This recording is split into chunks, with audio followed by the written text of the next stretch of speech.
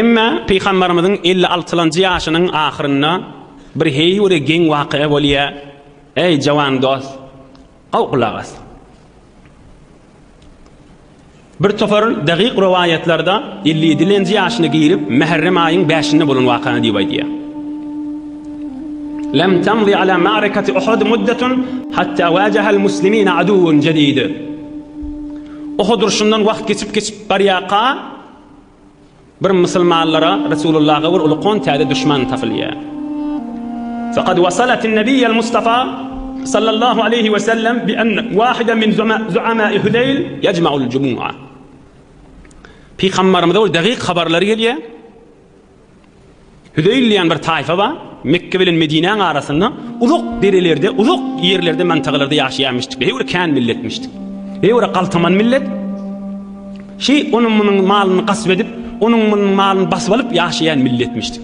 Şu taýfaň öýde Araplyň arasynda ýakaty belli bir wurşagan taýfamışdyk. Galtaman taýfamışdyk. Aýp dälmişdik olaň arasynda birini wurp öldürmek, malyny almak, şu hilli ýagdaýda gelip birin bir taýfamışdyk.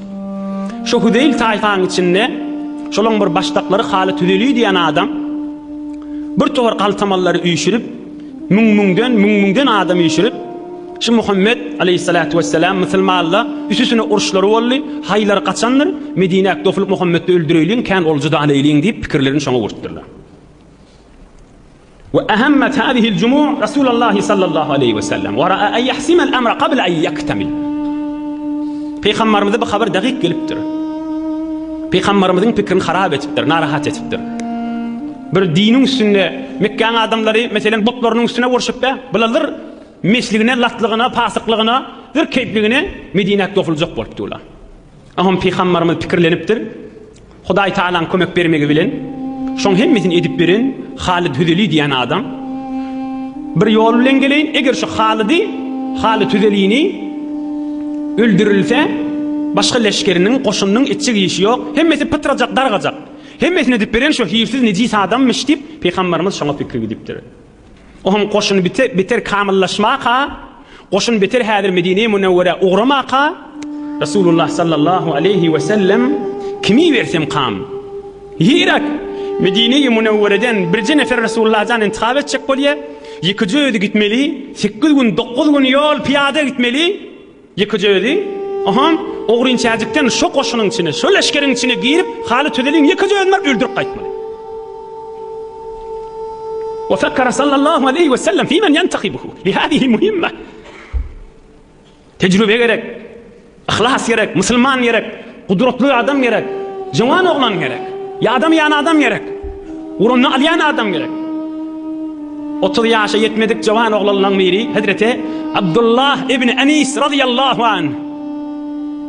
Resulullah'dan yürüyütü öýdüni ýanyna çagyrýar.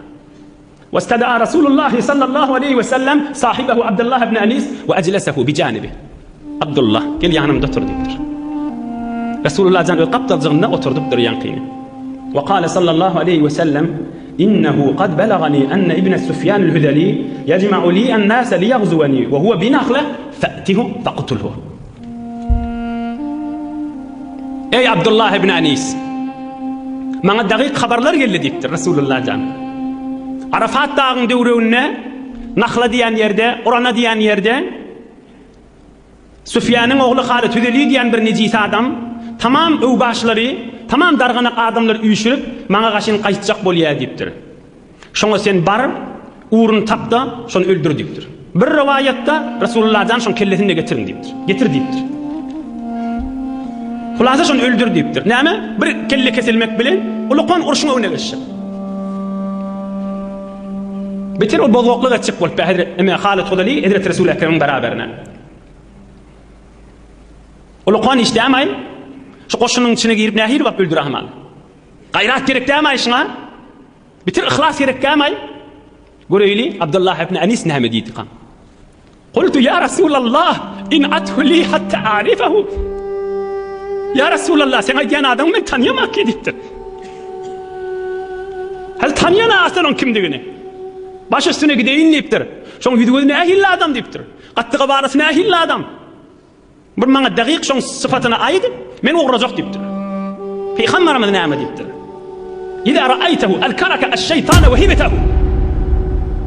Şu aydiyan yerime bar diptir. Şol adama gözüň düşse, şeytany gözüň ýanyk, ödüdüň ýygynyp üşünip ödüdüň gorku berersiň, ennamyň saldyrar diptir. Alamat şol adam şol diptir. Beter hüýrsiz, beter nursyz, beter halawatsız adamdır diptir. İza ra'aytahu alkaraka ash-şeytana ve hibetehu. Şonu görende şeytan ýadyňa düşer diptir. Ödüdüň üşenersiň diptir. Bir ýygnanarsın diptir. Abdullah öz içinden näme diýe? Fema fariqtu min şeyin qattu. Men bir daýa oglandım, şymalaçyly bir adam görüp gorkmapdym diýe. Bir adamyň ýüzüni görüp häzir men gorku düşmapdym aňa. Geň alym Rasulullahdan fakat maňa şonu aýtdy gidibeýinde diýdi. Tanýarsyň diýipdir. Halat kim bolýa, Hudeli kim bolýa diýip sora berse, gurrunka geljekda. Şaýat bilsille, şaýat daşyny aldylar. Aham Hazrat Abdullah ibn Anis radıyallahu anh jawan sahaba Rasulullah janyň hayır dogasyny alyp Mekke-i Mukarrema gaşyn ugryya. 9-10 günlük ýol, ýeki jary. Gaýrat baby bennelerde. Ewliya diýip şulara diýmeli. Hudaý adam diýip şulara diýmeli. Bula gürleme harlama bilen işi ýok ki. Bula onuň ýamanlap gıybet etme bilen işi ýok ki. Merde amal ki bula. Ýöne zikret ýany ýanyk bolup, kefin ýedinde gezip berip, onuň ýamanlajak bolup, agdaly oklajak bolup, Müslümanlyň arasynda dargatjak bolup gezip beren adam dämişdik ki bula. Kimden aýt tapsam kam, haýsy ahundan aýt tapsam kam, haýsy molladan aýt tapsam kam, haýsy bir namazxandan aýt tapsam kam, bilalardan daşmışdyk ki bula. Derrew ogratdyr. Kılıcını alıp 9 gün 10 günlük ýol. Barıpdyr, kan märeke barmışdyk görse. On gözüni aýlapdyr. Aham Abdullah ibn Anis aýdýa: "Felemma ra'aytuhu hibtuhu ve fariqtu minhu, faqultu sadaqallahu ta'ala ve rasuluhu sallallahu aleyhi ve sellem." Gözüm şoňa düşende ennam saldyrady diýipdir. Özüm gorku berdim diýipdir. Ey Allah'ın aýdany dogry, Rasulullah'ın aýdany dogry diýdim diýipdir. Asy beter bir hüýrsiz, beter bir nursyz, beter halawatsız adammışdyk diýipdir. Beter bir ıňra adammışdyk. İçimden aýtdym sadaqallahu ta'ala ve rasuluhu. Mucize bolupdyr da bu. Ey Allah ve Resulullah'ın aýdýan dogry diýip aýtdym. Özüm gorkdum şondan diýipdir. Türkmen üýşendi diýe bir zady gatyr görüp gorkup haýbat düşdi ýüregine. Aham Resulullah'ın buyruğu ýadyna düşüp çemarap ýanyna bardım diýipdir. Barakallah Hazreti İbn Anis radıyallahu anh. Faqala men ar-rajul? Öz ýanyna bardım, aham baňa aýtdy, kim bolýan diýdi. Qultu rajulun min al-arab sami'a bika wa bi jam'ika li hada ar-rajul faja'ak li hada. Men Araplan mir diýipdir. Araplan miri eşitdim diýipdir, Muhammed öldürjek bolýan diýip men de şondan süň geldim diýipdir. Dogry görüňde. Oşun bolup gelin ýanak bolup keltirdi aşama. Hoş geldim diýipdir. Hazrat Abdullah ibn Anis süýjüdilli, ýöre gürrüň awadan gürrüň bermäni ökde, fasih dilli, oň menen ýöne gürrüňde bolmany durupdyr. Am gürrüňde bolyp gadam uruşyp oň menen kenara gaşyn gidipdir. Döwrewne adamlar sowulşy beripdir. Halat ödeliň döwrewne akına. Hatta iza amkanani hamaltu alayhi bis-sayfi hatta qataltuhu. O fursat kelli bir riwayatda ýanyna bile ýatdym diýip aýtdy. Bir riwayatda ýok o ýolukda. Haýsy bolsa da eline kesir kılıç bilen süýür düfesini iýindiripdir, kellesini ýere oklap beripdir. Aham bilebilli bilen keyf edip gülüp Resulullah janyň buyrugyny bitirdim. 9 gün soňra uçup Medine-i Munawwara gaşyn ogurapdyr. Ýol boýun keyf edip ýadawlygyny ihsas edemäni. Ve ba'da 18 leyalin bilawmin nahari ve maşyil leyl. Mun iýdin kawlamana durupdyrlar da. Günnüz yatardım, gece yürüyordum diye. Günnüz yatardım, gece yürüyordum. Ey yekici adam, derelerin arasında, çöl meydanında. Duruvermeli yönü barya saçı vururlardım. Bir saatlik yol laha, bir günlük yol laha. Mekke bilen Medine-i Munawwara arası 400 kilometre. Günnüz yatardım, bukunup bir yerde görünmeli yana. Kervana görünmeliler, çarva görünmeliler, mal sünnaka görünmeliler. Gece yolu düşürdüm diye. Aham Mescid-i Nebevi'ye yettim, geldim Medine-i Munawwara'ga. Aham Resulullah sallallahu aleyhi ve sellemi gördüm sahabalarının arasında otiydi, günnüz yetipdir. Felemma ahasse bihi sallallahu aleyhi ve sellem nazara ileyhi mubtesimen qailen aflahal vechhu. Aham Peygamberimiz onu görüpdir, aflahal vechhu, gülüp gelýär diýipdir. Hoş bolsun Abdullah'ın yüzü diýipdir. Aham Abdullah ibn Anis aýdypdir, aflaha vechhuka ya Resulallah. Sen yüzüň hoş bolsun hemişe diýipdir. Aflaha vechhuka ya Resulallah. Sen yüzüň hemişe güler yüzlü bolsun. Sen yüzüň solmady hiç wagtda diýipdir. لقد قتلته ya Resulallah buyruğun yerine getirdim deyiptir. Ol kafiri öldürdüm deyiptir. Peygamberimiz näme deyiptir? Sadaqata, dogry diýen deyiptir. Cibrail ferişte haber getirip beripdir Allah Taala tarapdan. O da haberlemiştik. Buyruğun yerine getirildigine. Sadaqata, dogry diýen deyiptir. İş bitirdi Abdullah ibn Anis. Yani bir koşunu verdi, yani bir neferi verdi. Yakaca ödünü. Ey Müslümanlar, ey cavan dost, ey yaştaş dost. Resulullah can näme gowy. فقام صلى الله عليه وسلم ممسكا بيد عبد الله بن أنيس وأدخله بيته. قال وارد تبتر. Yani Peygamberimiz beter hoş bolup durmaň edin işine. Elinden tutup otağına salıptı. Tamam sahabeler da daşardamıştı. Näme etjegini hiç kim bilen. Aham Peygamberimiz mübarek otağından tenawala minhu asan ve qaddamaha ileyh ve qala sallallahu aleyhi ve sellem emsik hadihi al-asa indaka ya Abdullah ibn Anis.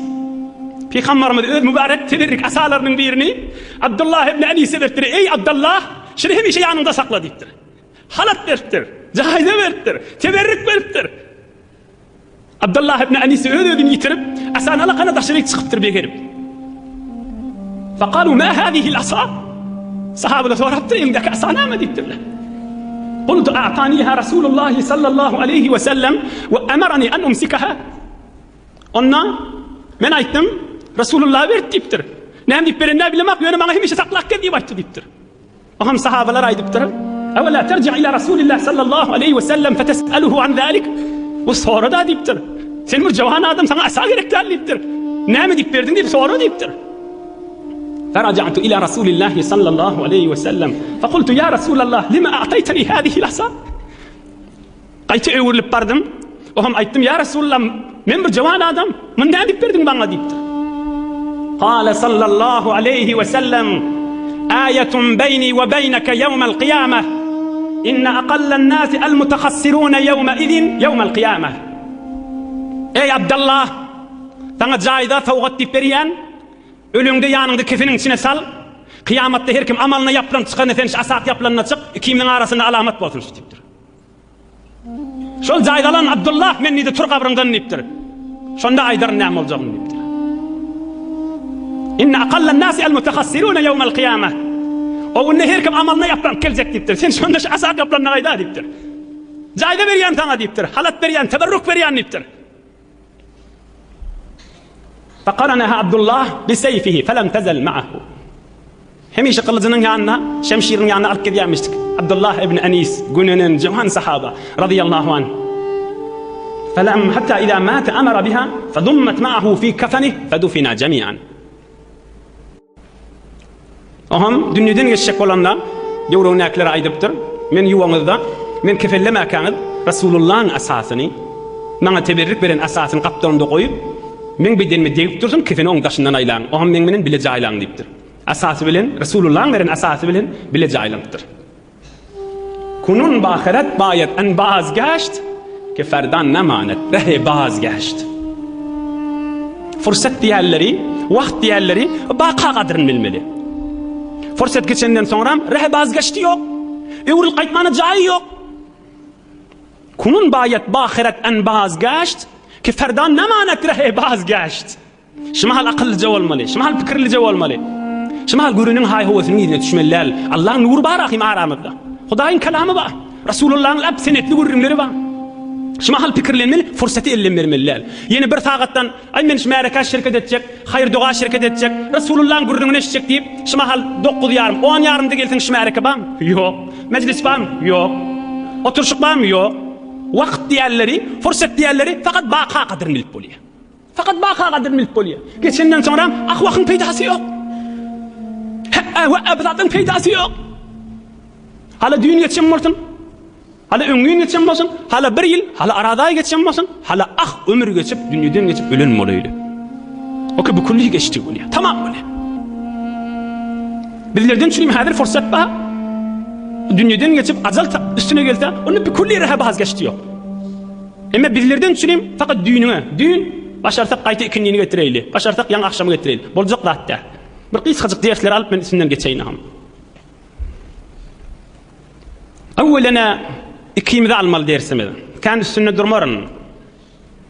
Şıla adamlan ciddiyeti varmıştık. Yani çını bilen, qarabağrin, ihlas, hoqqosul. Ödünü alınmayanmıştık. Bir tovar adam Hudaya allayam qadiyada. Ovadan kep bilen hiç de didenak. Ovadan kep bilen onu mına allaya. Ola adam ödünü allaya. Adam Hudaya Allah bilmedi ahi. Edil ama adam. Malikul mulk bolan Allah Teala'nın Allah bolmadı ahi. Adam ödünü allaya. Uymuya yalandan ödünü. Bil adamla ödünü allamandırla, Hudayda allacak bolmandırla. Ciddiyet. Şunu bilen nerede amalmıştıkla. Ey cavan dost, ey yaştaş dost. Aqidanda ciddi ol, imanında ciddi ol. Bular yanak bolup bolmaya. Men bir qysgaçyk bir gurrunda aydayn odaga çekip barýadym. Bir tufur adamyň pikri bar. Şijiri gurrunları şu zamanny agzamaly däl. Hamany biz şuna Hazreti Resulullah janyň sahabasynyň mertliginden agzadyk. Bir tufur adamyň nazary bar, şunu agzalmaly. Nämeden çürüm? Bu zamanny bijirik amel etip bolmaýar diýip. Subhanallah. Bulan şu bir teberrük gurrunları galypdyr. Muny agzalmandan qalpmamy kör bolup gitsin manda. Bu şunun bir bereketli gurrunları galypdyr. Onu bijirik amel etjek bolsaň bu zamanny zindigi yetişip bolmaýar. Odal gijewni hasardy zindigin gurrungy bar. Gijewni dünýäň ýedine düşülipdi. Heftede bir gije şijirik agzalyp insan özüniň ruhuny asmanlara uçurmajak bolsa, Hudaýyň mehabbetine gaşyn özüni ýakynlatmajak bolsa, öz galbyny birime arasalamajak bolsa, galbyna birime nur salmajak bolsa, onu adam garankyň içinde boğulup gider ahim. Bulan gurrungy eşitipdi, adam asmana gaşyn uçup barýar. Bular bir bereket ýesi. Bular Resulullah'ın sahabasy. Bular ewliýalaryň başy. Ol adamlaryň maksady şulardyr, agzamany, imanlar kör edip, galplar kör edip, hiç zat oham azajyk bir döwür tesbih sananyny men ýaly ewliýa adam mamy qadyp özüni mütekebbir bolup, şeytana tobatjak bolýar adamlary. Onu etdirlamar inşallah hiç wagtda. Bilen merde amal bolupdyrlar, ders almaly. Deslapky ders ciddiyet. Şunu bilenmişdikler. Hoqqosuzmuşdikler. Bular ýaly bolmaýarsymy? Bolupdy bolmaz bular ýaly. Araplaryň bir meseli bar. Ennema la yudraku kulluhu la yutraku kulluhu. Ma la yudraku kulluhu la yutraku kulluhu. Bir zady men yetip bilmeýänni hemmesine berme diýipdir. Birime çykdy bolsa Allah alada diýipdir. Bir zadyň hemmesine yetip bolmaýan bolsa hemmesine berme, bir mykdary özüňe göre Allah al. Bala ýaly bolup bolmaýar, ondan biri. Muňdan biri. Bala ýaly gijeler rahmet çekip o ýurtdan o ýurda ilmiň ýedine, imanyň ýedine, ewliýalaryň ýedine gezip bilmeýär. Eftede bir saat. Eftede bir 2 saat. 24 saatyň içinde bir saat. Agram yok ki. وقف عبد الله بن المبارك مع شيخه من صلاة العشاء يسائله إلى الفجر حتى فصل بينهما المؤذن. Marly bir imam agzamyň şagirdi barmışdyk Abdullah ibn Mubarak diýen. Ýasdan soňra bir wagt ustada sataşypdyr. Zar sorap, o da jogap beripdir. O da delil aýdypdyr. O da delil aýdypdyr. Lep sual sorap, o da jogap täzeden açypdyr. Azan çekilipdir. Ha, erti namaz bolan ýaly bolýar diýip ikisi namaza gaşyň gitipdir. Bunyň ciddiyetini, bunyň mertligini, bular bir zat bileýin edip zähmetlerini gör. Yatsı namazdan çıkıp bir bilen meseleni görmetmeni dörttürler. Hatta fassala beynehuma el muezzin. Erti adam çekene erti namaz oldu diptir. İkisi sefe gaşyň bardyr. Ýöne heyf men gurrundan çıkıp barýan, Resulullah janyň ýaşaýşyndan çıkıp barýan. Deslapky ders almaly adamyz ciddi bolmaly. Bir bername düz Qur'an-ı Kerimden çürüm. Mesele öwrenmeden çürüm.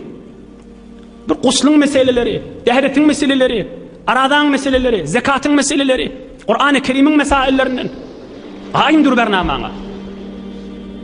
İkilenjisi qysgaçyk geçireýin. Ders almaly adamyz şijirek amel etjek bolýas, bolanak da şu zamanna ýoldaş gerek.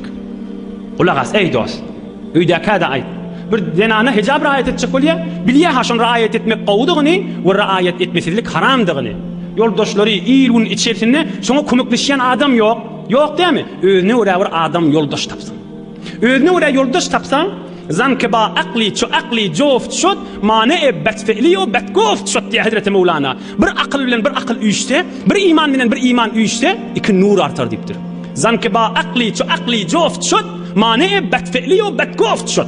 Bir akıl odal bir iş etjek bolýar, iman elinden gelene yeni bir akıl gelýär. Bir çıra bilen iki çıraň ýaktyrsy deň bolarmy? 10 çıra bilen 5 çıraň ýaktyrsy deň bolarmy? 20-30 çıra metçet diýip bir çıra bilen deň bolarmy? Bolmaz. Görüň bu çıralar. kan bolup içeriň ýakdyrdypdy. Seni bir nefer ýanyna ýoldaşar, ýene bir ýoldaşar, ýene bir ýoldaşar. Nur kan bolar, bereketi kan bolar. Bular Resulullah jan menen sahabalar bilen dol oturşýanmyşdyklar. Ondan çyrym amallarda kanmyşdyk, ihlaslarda kanmyşdyk, hyzmatlarda kanmyşdyk, bernamalarda kanmyşdyk, ewede düşýänmişdikler.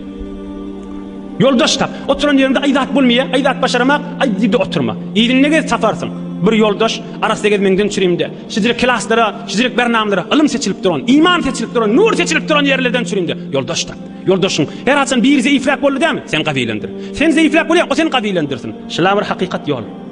Şizirik sen, ola yal bolmasan da, eğer kadamını gezsen, eğer dek bolor sen niye mahtun oluysan, şolun iyiliğine gezsen, sen ne eğer olarsın.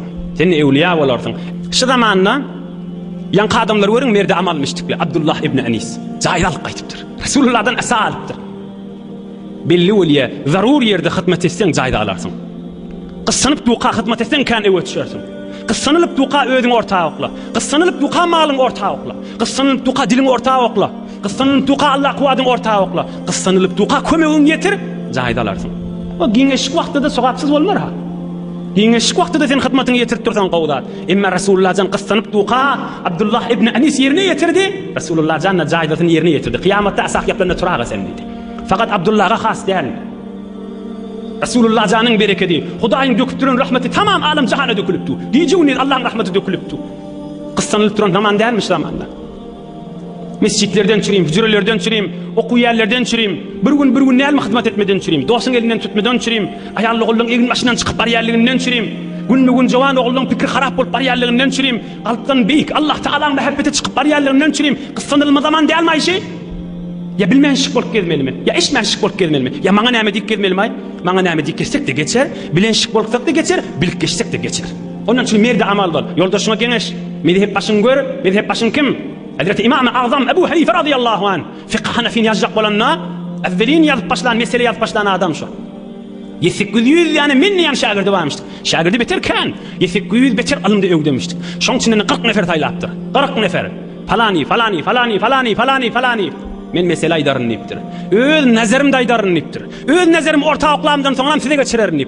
Sizde 40 nefer bolup, hayt falani. Sen 5 nefer şunu Kur'any diňek görersiňiz diýipdir. Aya Kur'any Kerimiň bir ýerine ters gelýän ýeri barmy? Sen 5'i şylay diýen meselemi fakat Kur'any diňersiň. Siz beýle.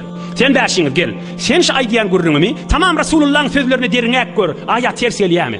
Emma sen 5'si. Araplyň logatyna ters gelýärmi, gelmeýärmi? Araplyň ganunyna ters gelýärmi, gelmeýärmi? Emma sen 5'si. Şuna meňdeş mesele aya Hulefai Raşidiniň zamanynda da bollum kam. Tarihden sen şonu zähmet çekdi gör. 40'synagda şey dip öz şagirdlerinden kömek alıp, Imam Azamda baş bolup, 40'sı da şoňa hawa berip möhür bassa, fiqh hanefiýe oham septet ýanmışdyklar. Mert dämeýşli adamlar. Ewliya dämeýşli adamlar. Perişte diýjek başly adamlar. Näme atdak bolşy adamlar. Her mesele, mesela namazda Allahu Ekber, uluğa degirmeli, şonu ortağa koyamız.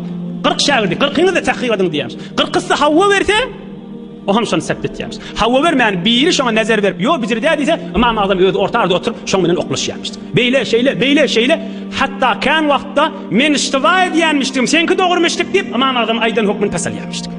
Fiqh hanefiýe şonu septedin diýämiz. Şo direk bereketli bolansaň da ilmide aýyanyk bolup ilmide häzir güneseli diýip. Ey musulman, ey jawan dost, yatan yerinde zat bahamy. Aýaýdyň bolup ilmide gelipdi. Ihlas edipdirler, rahmet çekipdirler, gizelerin günni edipdirler. 40 ýyl 50 ýyl ýatsyn dähreti bilen erti namaz okypdyrlar.